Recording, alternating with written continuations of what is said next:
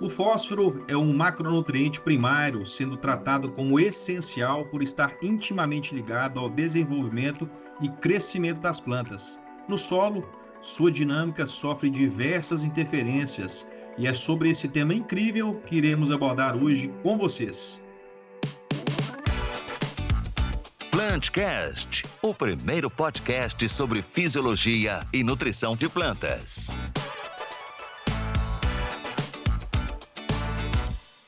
Seja bem-vindo, bem-vinda ao episódio de número 106 do PlantCast, o primeiro podcast de nutrição e fisiologia de plantas do Brasil, apresentado pela ICL América do Sul.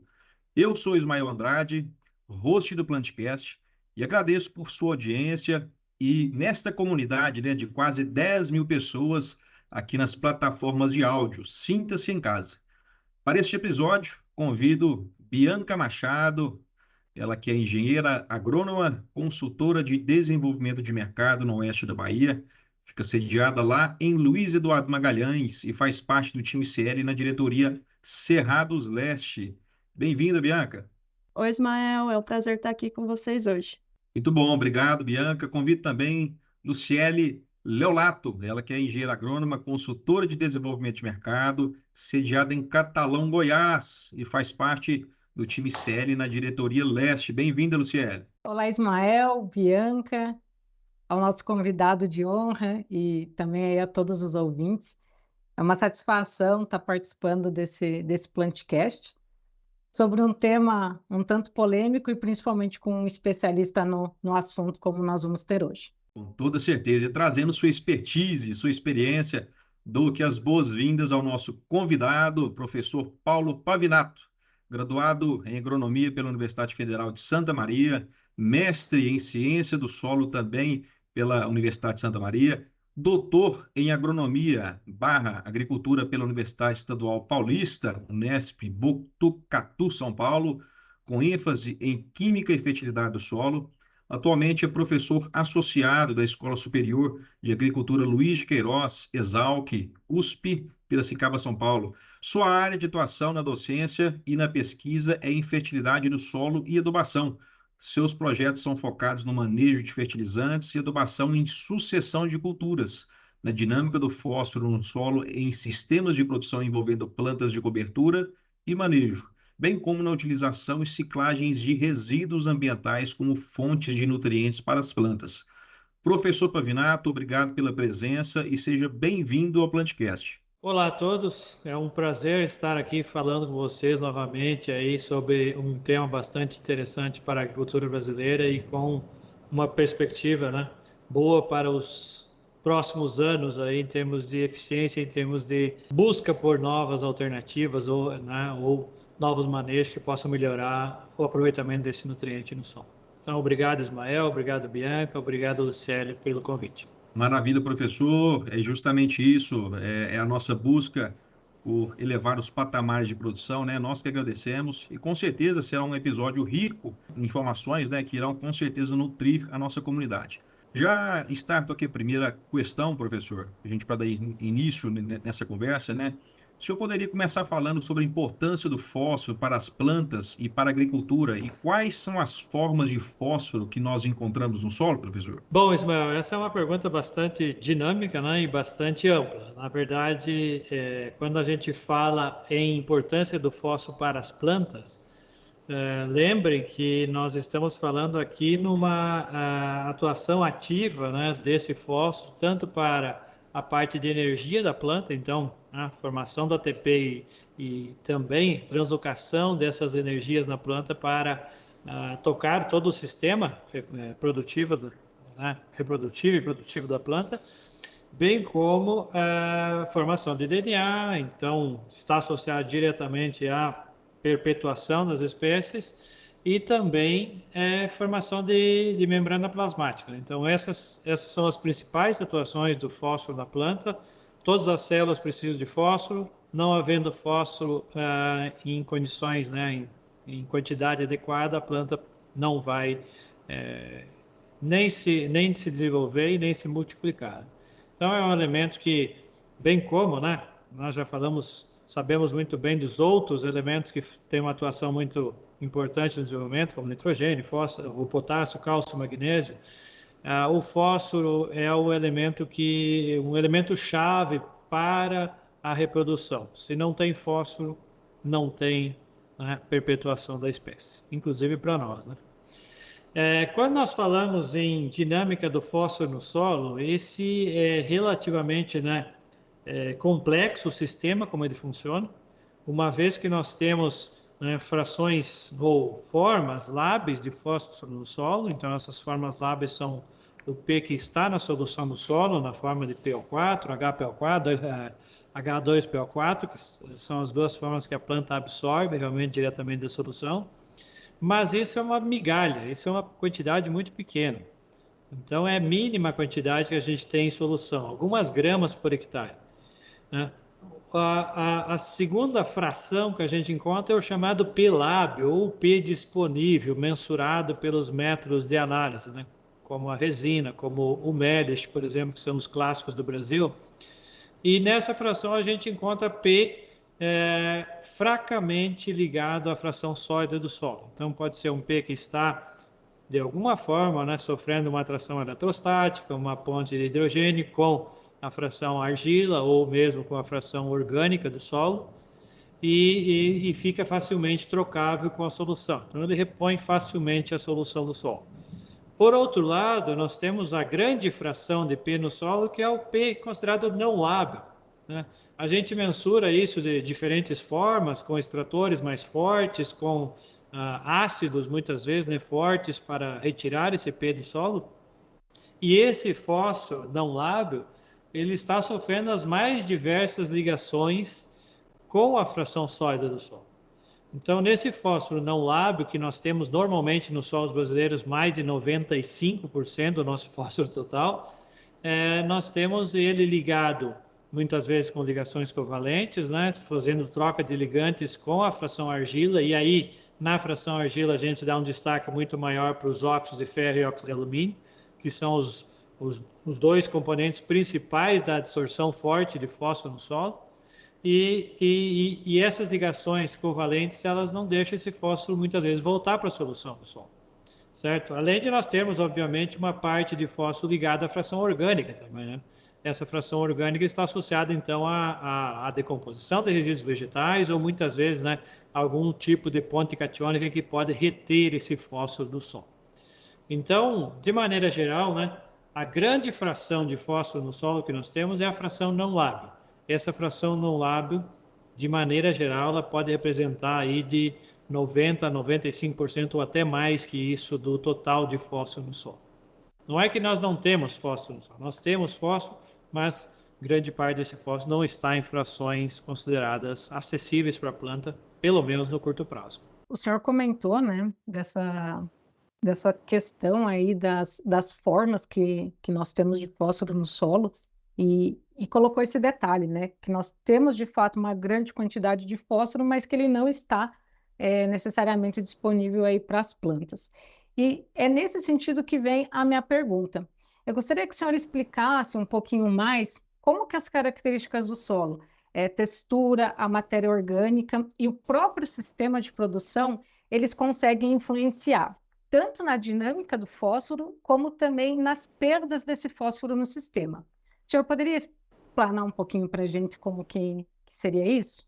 Bom, Lucélia, o efeito da textura está diretamente associado com a constituição do nosso solo e principalmente com o teor de argila que nós vamos ter no nosso solo. Solos mais arenosos, com baixo teor de argila, o potencial de adsorção ou retenção de fósforo em alta energia é menor. Então, em solos arenosos, a tendência é o fósforo ficar em frações mais disponíveis. Ou seja, a planta consegue acessar mais fósforo comparativamente a solos argilosos. Esse é o principal ponto. O inverso, né, solos altamente argilosos, né, principalmente solos que têm aí 50%, 60% de argila ou mais, inclusive, a capacidade de absorção de fósforo é muito alta. Ou seja, você aplica, esse solo vai absorver e, consequentemente, vai retirar 90% ou mais daquele fósforo que você adiciona via fertilizante. Um exemplo clássico, né? Nós temos a chamada capacidade máxima de absorção de fósforo no solo. Esse é um termo usado mais cientificamente, mas é um termo que expressa a capacidade que o solo tem em reter esse fósforo. Então, nesse caso, né, nós temos exemplos de solos da Bahia, né, nós usamos em nossos estudos aqui, com capacidade de retenção de 300, 400 ppm. Já um solo do Paraná com 70% de argila consegue reter 1.500, 2.000 ppm de fósforo no solo. Então, são solos bem distintos, são solos em situações de formação diferentes e que expressam uma capacidade diferente de reter esse fósforo que você aplica via fertilizante. Então, o termo clássico que o pessoal trabalha, né, para aproveitamento de fósforo, fala que o fertilizante é pouco aproveitado, ou a eficiência é muito baixa. Números que todo mundo chuta aí, 10, 20%. Na verdade, esses números são um pouco maiores, mas a gente tem um balanço de fósforo no solo brasileiro aí em torno de 50% entre entrada e saída via adubação. Né? Entrada via adubação e saída via colheita. Mas essa quantidade de fósforo que o solo consegue reter, ela é uma briga que a gente está a todo momento fazendo com a fração sólida do solo, ou não é nós, né? A planta está fazendo. Então a planta está a todo momento brigando com a fração sólida do solo para competir com esse fósforo que você adiciona via fertilizante. E numa situação de solo mais argiloso, a briga da planta com o solo é mais ferrenha, ela vai ter que lutar mais para conseguir pegar esse fósforo. No solo arenoso, essa planta consegue extrair mais esse fósforo porque a fração argila, né, não tem tanta capacidade de reter esse fósforo, ou quando retém com uma forma um pouco mais facilmente, né, extraível pela planta ou pelas reações que ocorrem na solução do solo. Então, o efeito da textura é principalmente em deixar o fósforo retido com uma maior ou menor força de absorção no solo. A matéria orgânica ela exerce um papel importantíssimo em termos de fertilidade do solo, porque ela vai afetar não só o fósforo, mas todos os demais nutrientes. Então, quando a gente fala em matéria orgânica, o efeito é muito maior na CTC do solo, na retenção de cátions, do que no fósforo em si. Porque a matéria orgânica, classicamente, ela é uma geradora de cargas negativas, né? Então, ela é um ânion. Né?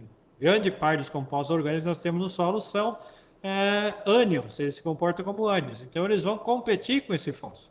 Se você aumentar o teor de matéria orgânica no seu solo, você vai promover, muitas vezes, a melhor disponibilidade de fósforo, porque muitas vezes esse material orgânico que você está adicionando vai competir com o fósforo e, né, forçar o fósforo a ficar mais em solução. Então, é uma atividade benéfica que vale tanto para cátions como para ânions, mas para o fósforo tem uma participação muito importante em deixar mais ele disponível. Com relação ao manejo, o manejo, principalmente de solo, né, e de plantas, ele também tem uma atuação bastante expressiva em fazer com que esse fósforo chegue mais até a planta. Porque quando você imagina um plantio direto, que você deixa mais material orgânico reciclando ali no meio, principalmente naquela camada mais superficial, que tem o efeito da palha, ele vai tender a forçar mais fósforo a ficar em solução pela competição direta desse material orgânico com os sítios de absorção de fósforo no solo. Por outro lado, um sistema convencional de cultivo, onde você mexe com esse solo e incorpora esse material orgânico, você maximiza o contato do fósforo com a fração sólida, né, com a fração argila principalmente, e faz com que mais fósforo se absorva a fração sólida. Então, pensando em manejo, o mínimo revolvimento possível é melhor. Porém, né, nós temos um passo além, né, que nós vamos falar mais à frente, que é a aplicação superficial, ou aplicação em sulco do fertilizante, né, que isso vai afetar diretamente, então, esse comportamento da dinâmica do fósforo que vai via fertilizante para o seu solo. Então, no contexto geral, né, mais matéria orgânica E, consequentemente, né, se você conseguir manejar solos mais arenosos, você tem uma facilidade maior de acessar esse fósforo que você adicionou via fertilizante. Por outro lado, mais argiloso o seu solo, menos matéria orgânica, a competição vai ser mais desigual, né? Vai ser mais difícil a planta acessar esse fósforo. O senhor explorou bem essa questão da dinâmica, né? Essa dinâmica complexa, digamos assim, que a gente tem de interação desses fatores, textura, matéria orgânica, o próprio manejo em relação à disponibilidade do fósforo. E se a gente for olhar, professor, assim, de um modo geral, os níveis de fósforo, eles são baixos e muito baixos, né? Até se a gente considerar aqui no Cerrado, a gente poderia falar que essa disponibilidade, esse nível, ele seria um pouco mais baixo aí que no restante do Brasil. E aí a gente vai ter que, pensando em altas produtividades, nós vamos ter que fazer essa aplicação de fertilizante fosfatado. E eu gostaria que o senhor explorasse um pouquinho mais nesse sentido, por que a gente tem que aplicar mais fósforo do que as plantas elas geralmente precisam, dentro de tudo o que o professor já falou, e ainda dentro desse cenário da baixa disponibilidade do nutriente. Certo, Luciane. Bom, nós temos duas condições que nos levam a fazer ou demandar essa alta quantidade de fósforo. E isso vale principalmente no começo, né, no sistema produtivo.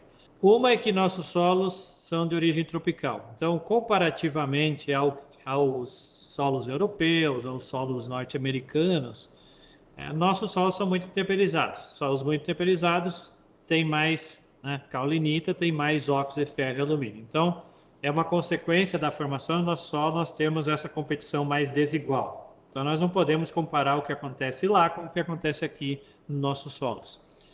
Os nossos solos de cerrado, né, em função dessa alta intemperização e principalmente por não ter uma disponibilidade razoável de nutrientes naturalmente, eles sofreram mais ao longo do tempo em função da pouca ciclagem de nutrientes. Então, eu vou dar um exemplo bem ilustrativo, que é solos da Amazônia e os solos do Cerrado. Solos da Amazônia, os solos são frágeis também. Então, são solos que facilmente eles podem se degradar. A maioria argissolos, né, que sofrem. Só que na Amazônia está tendo uma ciclagem de material orgânico muito grande. Então, a floresta amazônica crescendo lá, né, chovendo a todo momento, faz uma ciclagem muito grande de material orgânico e essa ciclagem de material orgânico promove a ciclagem de nutrientes. Então, nós temos um ambiente abundante em nutrientes na fração mais orgânica, mais disponível. Nos solos de cerrado nativo, nós não tivemos isso, ou seja, o desenvolvimento vegetativo é muito baixo, muitas vezes, nesses solos de cerrado, porque ele era muito pobre naturalmente, então não tinha nem condições de dar aquele arranque inicial para o sistema começar. Ou seja, você não tem nada, né? Você tem que adicionar para começar o sistema produtivo. Então, foi isso que aconteceu com o boom da nossa agricultura no Cerrado, que foi aí na década de 70 e 80, quando se descobriu, né, principalmente com a atuação do pessoal do desenvolvimento da Embrapa e algumas universidades brasileiras, né, que tiveram destaque nessa participação, de descobrir que nesses solos de cerrado, embora pobres, se você corrigisse ele quimicamente, você conseguia colocar ele no sistema produtivo e melhorar muito o seu sistema de produção. E ele é capaz de produzir se corrigido quimicamente. Então foi o que aconteceu, né? Com o impulsionamento do uso da calagem para adicionar fertilizante, nutriente para elevar o pH, com depois o advento do uso do gesso agrícola, né, que além de adicionar cálcio e enxofre, também, né, faz um efeito benéfico na parte química, nós começamos a ver que era possível produzir no cerrado muito bem e só corrigindo essa parte química. E daí, consequentemente, depois nós conseguimos melhorar a parte física, a parte biológica, que hoje se fala muito, né? A partir dessa correção química. Então, nós conseguimos iniciar o sistema produtivo, o que se tinha de agricultura no sul, principalmente, e algumas regiões do sudeste, né, com solos naturalmente mais férteis, né, a partir da floresta tropical, se conseguiu depois no Cerrado com o advento do uso desses produtos químicos, né? Principalmente calcário, gesso e NPK, principalmente os fertilizantes NPK. Então, a partir dessa correção, e hoje é a moda de se falar, né, em correção ou construção de perfil do solo, essa construção de perfil do solo, o que é? É você colocar nutrientes necessários para o desenvolvimento da planta em níveis adequados do solo. Então, você adiciona cálcio, adiciona magnésio, adiciona enxofre, adiciona todos os micros, né, necessários também, mas você dá uma condição para que essa planta cresça melhor e cicle mais esses nutrientes. E aí você consegue, ao longo do tempo, fazer essa bendita, né, construção do perfil do solo. Certo? Então, essa correção química nos promoveu, né, nos deu condição de você explorar melhor os nutrientes. E aí a sua pergunta, né? Por que nós temos que adicionar tanto fósforo para colher bem? Na verdade, nós temos que adicionar bastante fósforo em solos que naturalmente não tinham, certo? Então, o cerrado nativo, por exemplo, não é que ele não tem fósforo, mas ele tinha muito pouco fósforo disponível. Ele não dava aquele arranque inicial, aquele efeito prime que nós chamamos para a planta conseguir se desenvolver. A partir da adição de fertilizantes minerais, nós conseguimos dar esse efeito prime, né, e levar para um patamar, né, que a planta consiga se desenvolver bem com aquele nível que nós já temos. Então, nós damos aquele efeito prime, efeito inicial, que é muitas vezes chamado de fosfatagem, né? Nós aplicamos o fósforo para dar aquele nível mínimo no solo, elevamos para um teor, né, que seria considerado como médio de fósforo disponível, e aí depois nós trabalhamos com a chamada manutenção, com a adubação para suprir a planta e alguma demanda que ainda o solo está tendo para competir com esse fósforo, né? Então, depende muito do tempo de cultivo que nós temos para essa condição. É um dado que a gente levantou aí de algumas décadas de uso de fósforo no solo, e a gente publicou em 2020 um mapa sobre isso, mostra que nós temos muitos solos brasileiros já de áreas cultivadas, desde a década de 50, 60, 70, com um acúmulo de fósforo de mais de 500 quilos por hectare já. E esse é um fósforo que foi enchendo a chamada caixa estoque do solo, foi enchendo aquela caixa de fósforo não disponível, mas ele também está em constante equilíbrio com a fração lábio. E aí você vai construindo também a fração disponível do solo, né? Então, desse fósforo total que a gente adicionou aí em muitas áreas, hoje, né, 5, 10% disso está numa fração disponível. Por isso que nós temos hoje solos com teores razoáveis de Pi, né? Nós pegamos muitas regiões do Cerrado, pelo menos os produtores, né, que fazem uma adubação mais equilibrada, aí, que com teores de 50, 60, 70 ppm de fósforo disponível. Pegamos regiões mais ao sul, que muitas vezes nós temos até mais que isso de fósforo disponível. E essa é uma condição que muitas vezes você pode trabalhar só com a reposição. Só com a reposição seria só a remoção de fósforo que está indo via colheita para fora da sua lavoura. Nessas condições, nós teríamos uma eficiência de 100%. Ou seja, nós conseguimos elevar esse nível de eficiência, né, ou alguns chamam de desfrute, para uma condição muito, muito aceitável, né? E é o sonho nosso levar para esse nível, pelo menos aí de 70%, 80%, o que hoje, né, é 50% ou muitas vezes menos. Então, na verdade, a sua pergunta é retórica para situações de área de abertura ou áreas novas de cultivo. Em áreas de longo tempo de cultivo, não deveríamos estar ainda aplicando altas doses de fósforo. Essa é a verdade, certo? Então, o que nós temos hoje na Europa, com solos meio que saturados e com problemas ambientais, nós não queremos para o Brasil. Nós não queremos que chegar a esse nível de ter uma saturação tão alta de fósforo no solo para começar a perder ambientalmente, né? Começar as águas superficiais levarem esse fósforo embora. Embora em algumas situações possa ocorrer, né? Onde ocorre muita erosão, onde ocorre muita... Mas não é isso que nós queremos. Então, a atuação agronômica nesse meio é para aumentar a eficiência. Aumentar a eficiência significa você explorar menos reservas e tudo isso vai ser um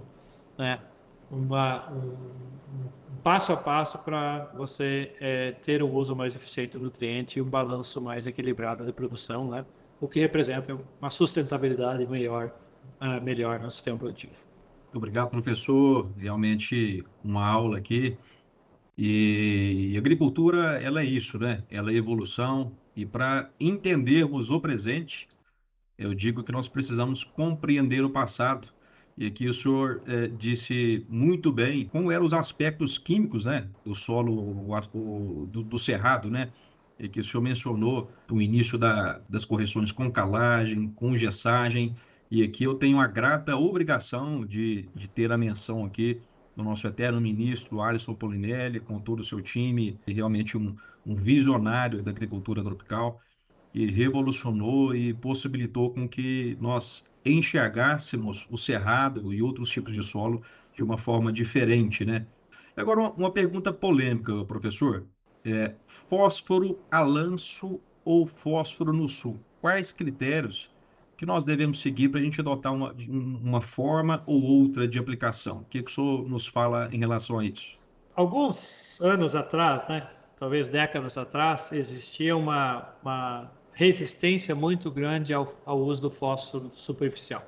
Até porque nós sabemos que as reações do solo são bastante intensas, então a tendência é você jogar numa área maior, você vai ter um contato maior com o solo, com a fração sólida do solo, e você vai, né, absorver mais esse fósforo do solo. A visão foi mudando a partir de pesquisas de longo prazo que mostraram que muitas vezes isso não era verdade. Então eu destaco alguns trabalhos da Embrapa e também aqui destaco, infelizmente, né, em memória ao Djalma Martinhão, né, que foi um dos grandes pesquisadores de fósforo da Embrapa Cerrados, que nos deixou há pouco tempo atrás, enfatizando que se você faz um manejo correto ao longo do tempo, você consegue muitas vezes explorar bem esse fósforo do solo e aumentar a eficiência de uso dele. Então, essas pesquisas de longo prazo da Embrapa, a Fundação MT, né, mostraram que muitas vezes no cerrado é possível você fazer esse manejo com adubação fosfatada superficial e obter mesma produtividade para os GOs semelhante, né, que a adubação no sulco do plantio. Há alguns pontos a considerar sobre isso. E isso também foi de pesquisas de colaboradores da Embrapa, a Embrapa Soja principalmente, destacando que você pode fazer a adubação superficial de fósforo desde que o seu teor de fósforo no solo esteja médio alto. E aí eu destaco 2 pontos. O teor médio nos boletins de recomendação é uma situação, né, no limiar. Se você está com teor alto, você não se preocupa muito em adubar a sua cultura, mas você está se preocupando mais em repor o seu solo. Ou seja, se está com teor alto, dá para fazer superficial sem risco. Teor médio, você já começa a se preocupar porque o seu solo muitas vezes não é capaz de suprir a planta adequadamente. Então você tem que pensar em usar via adubação, né, uma chegada desse fósforo até a planta. Então o pessoal da Embrapa extrapolou através de isotermas, né, isolinhas, na verdade, que quando o seu teor de fósforo na camada de 10 a 20 está como médio, você não teria risco de fazer essa adubação superficial, porque a perda de produtividade seria praticamente nula, né, desde que de 10 a 20 você tem um teor adequado de fósforo que a planta consiga explorar. Por que 10 a 20? Porque 0 a 10 nós sabemos, com a aplicação superficial vai se acumular esse fósforo ao longo do tempo na superfície, nos primeiros 5 centímetros principalmente. Então, se você está com o teor adequado de 10 a 20, quer dizer que, né, não está faltando fósforo a camadas um pouco mais abaixo e que a planta poderia pegar esse fósforo quando dá um veranico aí de 8, 10, 15 dias que seca aquela camada mais superficial. Certo? Então, um padrão que a gente tem, né, recomendado considere no perfil do seu solo fazer análise 0 a 10, 10 a 20 para ver como é que está esse teu perfil até 20 centímetros pelo menos para fósforo. Para outros nutrientes é outra história, né? Descer mais que isso, pode descer mais que isso, obviamente, né? Mas para fósforo, abaixo de 20 centímetros, eu acho que é bobagem. Eu acho que não precisa ter fósforo alto de 20 a 40, por exemplo, como algumas pessoas têm conversado, porque a retranslocação de fósforo dentro da planta ela é muito rápida, é muito fácil. Então, tendo até 20 centímetros um teor bom, pode fazer superficial que não teria risco, né? Agora, está com teor baixo, e se você faz análise de 0 a 20, né? 0 a 20 é uma diluição do que você tem na camada superficial ao longo dos 20 centímetros. Se você está aplicando fósforo superficial, consequentemente, você vai ter alto teor de fósforo superficial, mas ali a 5 a 10, 10 a 20, você vai ter teores muito mais baixos. Então, se você faz só a análise de 0 a 20 e está com teores médios, aí é de se preocupar. Aí você não deveria fazer a adubação superficial com fósforo, porque a planta vai responder muito bem a essa adubação mais localizada. Certo? Então, um critério clássico, né, que nós devemos adotar para aplicação superficial está com teor alto. Se você está com teor alto, a adubação de manutenção, a adubação de reposição pode ser feita superficialmente sem risco. Né? Se você está com teor médio ou menos, né, baixo, aí tente sim fazer na linha de plantio, porque vai ter uma resposta melhor. Agora eu vou por outro ponto, vamos por outro lado. Vamos ver a lógica do produtor. Né? O produtor chega como esse ano agora, né, que não estava chovendo até final de outubro, foi chover agora na última semana de outubro. Ele está com a janela de plantio muito apertada. Ele tem que plantar rápido para ver se consegue ainda fazer uma segunda safra lá no começo do ano. Né? Nessa lógica, a logística do produtor ela é muito facilitada com a adubação superficial, porque ele joga esse fósforo, não só o fósforo, né, o potássio também e outros elementos, joga lá no período seco, a lanço, muitas vezes, e depois só entra com a semeadura. Então, nessa semeadura rápida que ele faz, ele ganha uma chuva ou duas a mais. E ganhando uma chuva ou duas a mais lá no segundo ciclo, né, no milho safrinha ou no algodão safrinha, segunda safra, ele vai ter uma produtividade muito melhor. Então, em perder eficiência do fósforo com aplicação superficial, mas colher duas safras bem, é claro que o produtor vai pensar em colher bem e ter um retorno melhor, né, da produção. Então, na verdade, são duas condições que nós temos que considerar. Uma é se o teu fósforo está médio ou baixo, e outra é a logística. Na logística, obviamente, que eu fico do lado do produtor, né? A aceleração dessa semeadura vai fazer com que promova essa segunda safra com uma garantia um pouco maior, né, de que tenha boa produtividade. Certo? Então, são condições que, por isso que hoje a gente vê no grande cerrado afora, né, não ter mais adubação no sulco de plantio, porque facilita muito a atividade do produtor.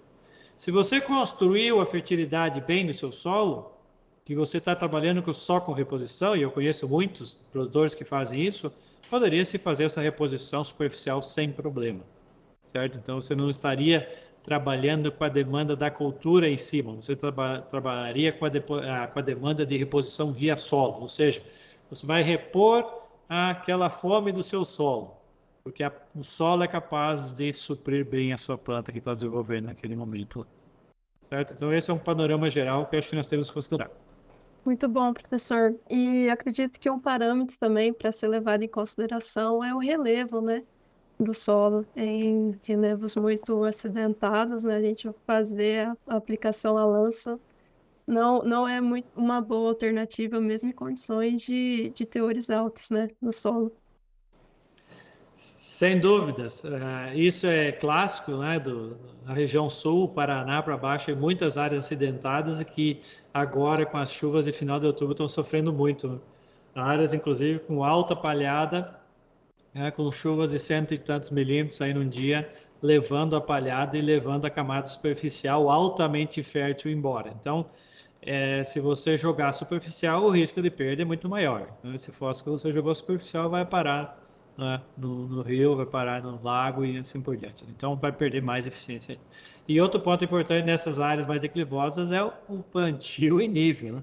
O pessoal, muitas vezes, em função da facilidade das máquinas, acaba fazendo em linha, né, sem considerar o nível da lavoura, e aí, com excesso de chuvas, acaba promovendo uma erosão muito grande, e se vai a erosão ali no sulco, ele vai se fertilizando tudo embora também. Então, tomar cuidado quanto a isso.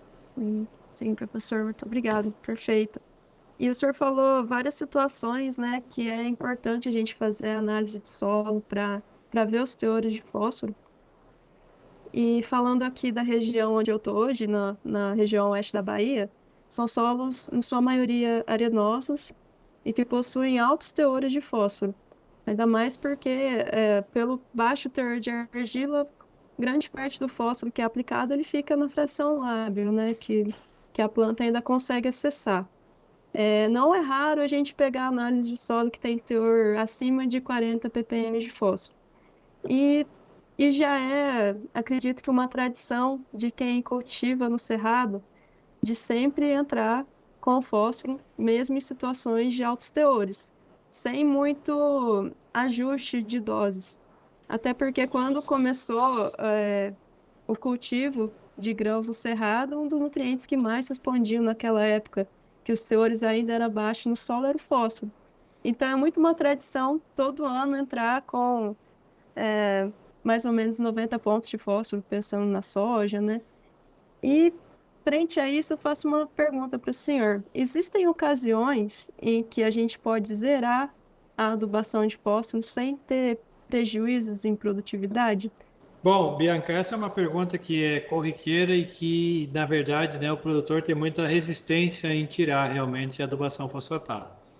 Na verdade, se recomenda fazer a reposição quando os teores de fósforo estão na classe chamada muito alta no solo. Então, por exemplo, um solo muito arenoso, menos de 15% de argila, 30 ppm está sendo considerado o limite crítico por mesh, ou 40 ppm o limite por resina, certo? Então, solo arenoso é meio parecido os valores. Quando você tem o dobro disso, ou seja, 80 por resina ou 60 ppm por mesh, você está com a situação de teor acima disso muito alto no teu solo, certo? Nessas condições, a recomendação oficial é aplique no máximo a reposição, no máximo a quantidade de fósforo que a sua cultura está levando embora. E quanto é isso?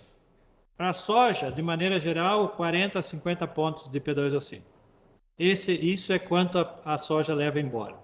Ela absorve talvez um pouquinho mais que isso, mas isso é o que ela leva embora, né? 20, 25 quilos de P ou 50 pontos de P2O5, mais ou menos, um pouquinho mais que isso. O milho, né? Não é uma realidade de vocês aí, mas o milho leva um pouco mais, né? O milho chega a remover aí até 70 pontos de fósforo, né? De P2O5. Então, nessas situações, Bianca, o recomendado seria, você está com o teor de fósforo muito alto, aplique no máximo a reposição. Então, não é aplicar 80, 90 pontos, mas sim aplicar os 40, 50 pontos, que é o que a cultura está demandando, para você manter o equilíbrio do seu solo. Por isso, nessa condição, você vai conseguir aumentar a sua eficiência, obviamente, porque doses menores sempre a eficiência é maior, mas aí você está trabalhando num sistema equilibrado. Você vai repor o que está levando embora, então você vai manter o seu sistema. Nesses solos arenosos, para trabalhar com a parte química é muito mais fácil que solo argiloso. Solo arenoso, como você falou, a retenção é menor, então o que você colocar ele fica mais disponível para as plantas. Então a minha recomendação nessas situações seria trabalhe com a reposição somente, certo? Agora nós temos situações extremas que podemos ter aí 150, 200 ppm de fósforo. Já vi situações, né, do pessoal trabalhar com esses níveis. Nessa situação não seria recomendada a aplicação de fósforo. Né? Faz alguns cultivos, deixa baixar um pouco esse fósforo disponível do solo, porque pode começar a ser um problema ambiental muito em breve para nós. Né? Então, tomar um pouco de cuidado quanto a isso. Muito bom, professor. Obrigado pelo esclarecimento. Professor, o senhor até já mencionou esse trabalho aqui na nossa conversa. Tem um artigo que eu gosto muito, né, que o senhor publicou em 2020, junto com alguns colegas da Exalc e do Reino Unido, que fala sobre o legado do fósforo nos solos brasileiros, né? E como esse legado pode auxiliar a ir de encontro com uma agricultura mais sustentável, que a gente está buscando muito hoje, né? O senhor pode explicar para a gente, para os nossos ouvintes, o que é o legado do fósforo e como que esse legado pode nos auxiliar a construir uma agricultura sustentável daqui para frente? Bom, Bianca, essa é uma questão bastante complexa, porque tudo que nós falamos aqui em relação à adsorção e retenção de fósforo no solo é o que resulta nesse chamado legado. Na verdade, é uma tradução do inglês que eu não gosto, não é legado do fósforo. Na verdade, é legacy P. Na verdade, seria fósforo residual do solo. O fósforo que permaneceu no solo a partir da adição de fertilizantes. Certo? Então, todo o fósforo que você colocou via fertilizantes e que não foi aproveitado pela cultura e permaneceu acumulado no solo através principalmente de absorção, né? Retenção química no solo. Então, o chamado legacy P, ou P residual do solo aqui nessa situação, ele na verdade, a gente trabalhou com o mapa, né? É uma fotografia do quanto nós já aplicamos. Mas ele não olha para frente e diz assim, ó, eu tenho 500 kg de fósforo, eu posso usar esse 500 kg de fósforo por hectare que eu já tenho lá no meu solo. Eu gosto de dar o exemplo desse legado do fósforo como uma previdência que você está pagando todo mês. Você paga essa previdência, né, porque é compulsória, é obrigatória do seu salário, mas você nunca sabe se vai usar ela lá na frente, porque pode acontecer vários poréns, né, nesse percalço da sua vida, né? E pode muitas vezes não conseguir nem se aposentar. Então você colocou um monte de dinheiro lá que você talvez nunca vá usar. O residual de fósforo no solo que nós estamos trabalhando aqui é mais ou menos nesse sentido. Você colocou um monte de fósforo que muitas vezes você não vai acessar porque economicamente não é viável. Ou seja, é um solo que demanda muito fósforo, você está enchendo a caixa estoque do solo, mas esse solo tem uma capacidade muito grande de retenção, então você não consegue acessar ele depois mais. Então você constrói, na verdade, essa sua fertilidade a partir dessa adição de fósforo em excesso, além do que a planta demanda. Mas você não sabe se lá na frente você vai conseguir usá-lo, porque muitas vezes, né, com o melhoramento genético, com as altas produtividades que se demandam, né, cada vez cultivares mais produtivos, a planta tem cada vez menos capacidade de explorar o solo. Cada vez mais ela demanda você ter níveis altos de fósforo disponível, não só de fósforo, os demais nutrientes também, para ela crescer bem e produzir mais. Então, se considerássemos, né, como uma previdência que você está pagando, vamos deixar esse dinheiro lá, estocado, não vamos pensar nele por enquanto, vamos aumentar a eficiência que nós estamos adicionando a mais. Ou seja, se nós estávamos pagando essa previdência, agora vamos começar a colocar na poupança o nosso dinheiro que nós conseguimos acessar fácil. Certo? Então, vamos usar mais eficientemente de agora em diante e deixamos essa poupança que nós temos lá, né, essa previdência que nós temos lá para futuro, porque quem sabe, né, nós precisamos. Um exemplo clássico, o que aconteceu o ano passado? Né? No ano passado, o preço dos fertilizantes disparou, né, mais que duplicou, triplicou, e muitos produtores deixaram de usar fertilizante por causa do preço. Quem tinha, né, altos teores de fósforo, né, teores que nós falamos acima de 40 ppm, poderia cultivar a sua lavoura sem aplicação de fertilizante, que iria produzir da mesma forma. Então ele está usando um pouco dessa previdência que ele já depositou lá no seu solo e não precisa, pode economizar nesses anos mais problemáticos, né? Então, há muitas situações que os produtores fazem isso, e daí no ano que o fertilizante baixa, que o preço está baixo, você pode repor, inclusive, o que você tirou a mais, ou fazer um estoque, né? Usar, né? Aumentar essa sua previdência para que em anos de crise, em anos que tenha mais risco climático, que tenha preços muito altos de fertilizantes, ou que o produto esteja muito barato, você economizar com fertilizante. Então eu vejo dessa forma, não é uma regra você explorar o seu legado de fósforo, fósforo residual. Dá para explorar sim, a gente sabe que dá para explorar um pouco. A gente fez trabalhos mostrando que muitas plantas conseguem explorar, e principalmente as plantas de cobertura, né?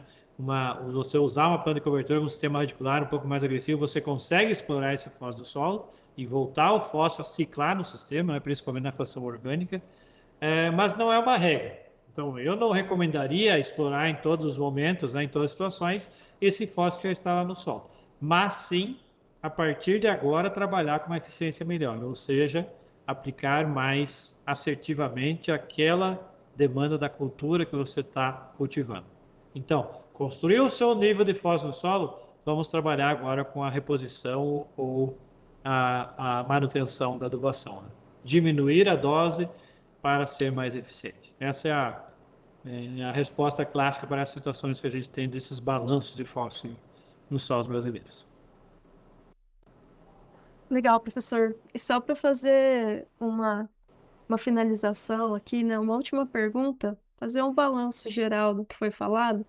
Queria que o senhor comentasse um pouco, ainda sobre o legado do fósforo, né? O Legacy P, se tem formas, por exemplo, que a gente consegue utilizar para... Quais são as formas, né, que a gente pode utilizar para explorar, o senhor já mencionou, de plantas de cobertura, se tiver alguma espécie específica que seja mais interessante utilizar nessas situações. E também que o senhor comentasse um pouco o que o senhor acha que vai ser a adubação fosfatada do futuro, para que lado que a adubação fosfatada tem que seguir. E se o senhor tiver trabalhos também, puder mencionar, que é algo que a gente vê muitas dúvidas no campo hoje, é sobre os solubilizadores de fósforo. Se o senhor tiver algo para comentar nesse sentido. Bom, vamos lá, Bianca. Na verdade, foram 3 perguntas, né? Em relação ao uso mais eficiente do fósforo, o que a gente consegue fazer, né? Existem algumas práticas de manejo que são corriqueiras. Se você, né, corrigir bem o seu pH do seu solo, você dá uma condição melhor e deixar esse fósforo mais disponível. Se você fizer uma rotação de culturas que tem um sistema radicular diferente, né, que explore melhor esse fósforo do solo, você consegue, obviamente, ciclar mais esse fósforo. Mas as plantas de cobertura exercem um efeito bastante interessante, principalmente as plantas que têm um sistema radicular mais agressivo. Então, destaque para a braquiária. Obviamente, a braquiária tem uma capacidade de redistribuir, né? Além de aproveitar esse fósforo, ela redistribui esse fósforo através do sistema radicular para diferentes camadas de solo. Então, a gente tem visto trabalhos conduzidos por colegas aí mostrando que a braquiária é capaz, sim, de promover o aumento do fósforo disponível no longo prazo, né? Quando você está ciclando esses nutrientes por vários anos, você consegue que a braquiária faça esse trabalho por você. É uma delas. Milheto, por exemplo, é uma cultura embora de ciclo rápido, né? Ela decompõe rápido, mas ela também tem uma capacidade de pegar mais fósforo e ciclar mais no material orgânico. Algumas culturas de cobertura são mais efetivas em explorar esse fósforo ou tentar solubilizar esse fósforo do solo, como se fala muito no guandô, embora o guandô seja uma cultura que é mais adaptada ao frio, o tremoço. Tremoço é uma cultura mais adaptada ao frio e o guandu é uma cultura, né? O detalhe é que o guandu vai muitas vezes ocupar a área que seria cultivada por grãos, né? Então, o produtor tem resistência a entrar com uma cultura que vai ocupar a sua janela de produção de grãos. Em relação o que essas plantas fazem, né? Elas têm a habilidade de solubilizar compostos orgânicos, ela tem a habilidade de mudar pH, ela tem a habilidade de, muitas vezes também, né, se associar com micro-organismos e ajudar a explorar esse fósforo que já está no solo. Em relação a micro-organismos, a gente vê uma gama bastante grande de produtos surgindo no mercado hoje, né? A maioria bacilos, pseudomonas e tudo mais. Mas nem todos, né, realmente têm mostrado uma atuação efetiva de né, melhorar a planta e explorar esse fósforo. A gente testou já alguns deles, eu não vou mencionar por caráter ético, obviamente, mas que em algumas situações eles funcionam e em outras situações não funcionam. O que eu entendo que esses micro-organismos conseguem fazer é sim ajudar a planta de alguma forma naquele ambiente da rizosfera, em volta da raiz, ali 2, 3 milímetros, a promover alguma mudança que possa, né, solubilizar um fosfato ligado a cálcio, por exemplo, através da acidificação, ou decompor um material orgânico, então, né, enzimas fosfatases, fitais, que possam quebrar um fósforo orgânico ali e podem melhorar a resposta da planta. Comprovadamente, a gente não tem visto uma resposta em deixar mais fósforo disponível no solo. Mas eu destaco que a resposta que a gente tem que observar para a associação com esses micro-organismos é da planta. Se a planta está desenvolvendo melhor, se a planta está absorvendo mais fósforo e está dando uma resposta em produtividade, excelente. Então, nessa condição, o seu inoculante, o seu micro-organismo está fazendo o efeito que se gostaria, certo? Então, eu vejo que tem alguns produtos com potencial, acho que tem que evoluir bastante ainda nessa área, acho que tem muita evolução pela frente, a gente tem que esperar, né, produtos mais efetivamente mais eficientes e realmente trabalhar com a planta para explorar mais ciclar mais esse fósforo do solo, mas o micro-organismo não vai fazer milagre. Então, não existe potencial de nós acharmos, eu não vejo, né, por esse lado, um potencial de acharmos um inoculante tipo o Bradyrhizome para soja, né, para fazer a fixação biológica, porque ali ele está tirando, né, o nitrogênio do ar atmosférico, que aqui nós temos que ciclar o fósforo que já está no solo, né? Não tem uma fixação, não tem uma entrada externa de fósforo, certo? Então, acho que tem bastante evolução para vir nessa linha de biológicos, principalmente, e eu vejo que, né, próximos passos aí no futuro da pesquisa é evoluir mais para essa linha de exploração com associação com micro-organismos, né, bactérias, fungos e tudo mais que possam trabalhar por nós. A outra sua pergunta era em relação ao que você vê no futuro dos fertilizantes, né? Na verdade, além dessa linha de trabalhar mais com a associação com micro-organismos, eu acho, né, que a indústria de fertilizantes solúveis precisa ainda evoluir em produtos que tenham uma sincronia melhor com a demanda da planta. Ou seja, hoje todos os fertilizantes solúveis que a gente tem, a aplicação no dia lá, por exemplo, você usa antes do plantio ou usa durante o plantio, a semeadura, 2 a 3 dias depois, 5 dias depois, todo o fósforo que você adicionou via fertilizante está prontamente solúvel em solução, né? A solubilidade lenta do fertilizante não existe, né? O que a gente sonha é que esse fertilizante fosse solubilizando ao longo do tempo, em 30, 40, 50, 60 dias ele solubilizasse, porque é lá dos 30 aos 60, 70 dias que a sua soja, que o seu milho está demandando mesmo esse fósforo, né? No começo do ciclo é poucas gramas por dia, lá no pico de crescimento vegetativo, ela vai estar demandando aí 1 quilo por dia, talvez, né? 1 quilo, 1,5 quilo por dia. Então, é lá que o fertilizante deveria solubilizar para não ter aquela competição direta entre a fração sólida e a planta, né, desse fertilizante que você está aplicando. Mas ainda é um desafio porque você fazer a aplicação lá naquele momento seria uma ideia que todo mundo ia pensar, né? Então, vou aplicar lá os 30, 40 dias. O problema é que você vai ter que aplicar superficial. O sistema radicular da planta não está, né? Embora tenha raiz superficial, mas está muito pouco superficial. Então, seria muito baixo o aproveitamento da aplicação lá naquele momento. Certo? Então, eu acho que a evolução é para produtos mais sincronizados com a demanda da planta. Existem alguns produtos no mercado que trabalham com esse fim. O detalhe é os produtos que nós temos hoje que tem uma sincronização adequada, parecida com a demanda da planta, muitas vezes custam o que no mercado hoje está 6 a 7 vezes mais caro que os produtos convencionais aí que nós temos. Então, ainda não é uma realidade para agricultor de larga escala. Pode ser para um nicho de mercado, né? Produção de mudas, produção de olerícolas ou assim por diante, né? Produtos de alto valor agregado. Certo? Então, eu vejo dessa forma. Eu vejo que nós temos que evoluir ainda, né, para conseguir talvez baratear o custo de fertilizantes de eficiência melhorada, que chamam no mercado. Maravilha, professor Pavinato. Continuemos então essa nossa evolução, né? Enfim, muito obrigado por compartilhar toda a sua experiência, sua expertise nesse tema de altíssima relevância.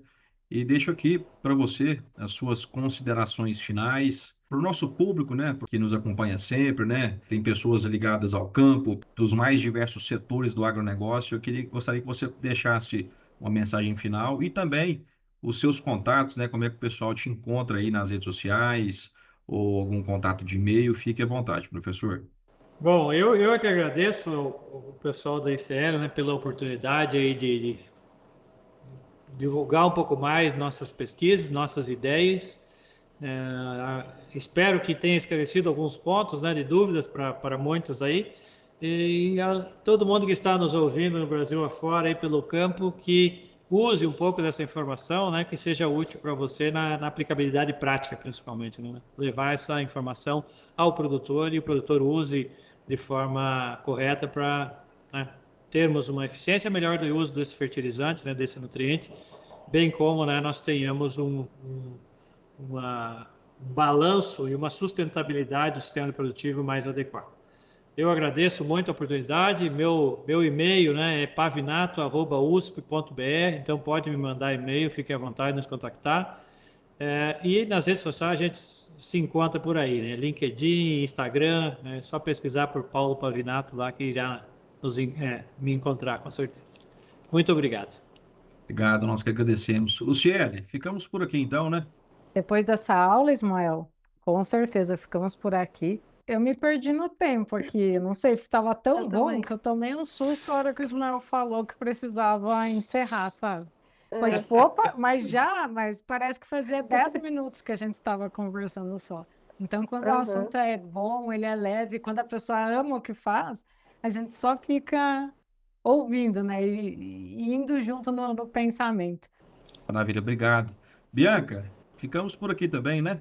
E ficamos por aqui. Quero agradecer ao professor Paulo Pavinato por topar essa conversa com a gente. Foram respostas muito esclarecedoras e eu não tenho dúvidas que vai ajudar a gente no dia a dia e que os ouvintes aqui vão aproveitar muita coisa quanto à aplicabilidade prática, sim. Muito obrigada, viu, professor? Eu que agradeço, gente. Obrigado pela oportunidade aí. Vamos juntos pela agricultura brasileira. É isso aí, pessoal. Muito obrigado pela audiência. Lembre-se de nos seguir aqui no Spotify ou em sua plataforma de áudio favorita. Também de seguir nosso perfil lá no Instagram, no LinkedIn e no nosso canal no YouTube, ICL América do Sul. Ficamos por aqui. Um grande abraço e até o próximo episódio do Plantcast. O Plantcast é uma produção da ICL, Impacto para um Futuro Sustentável.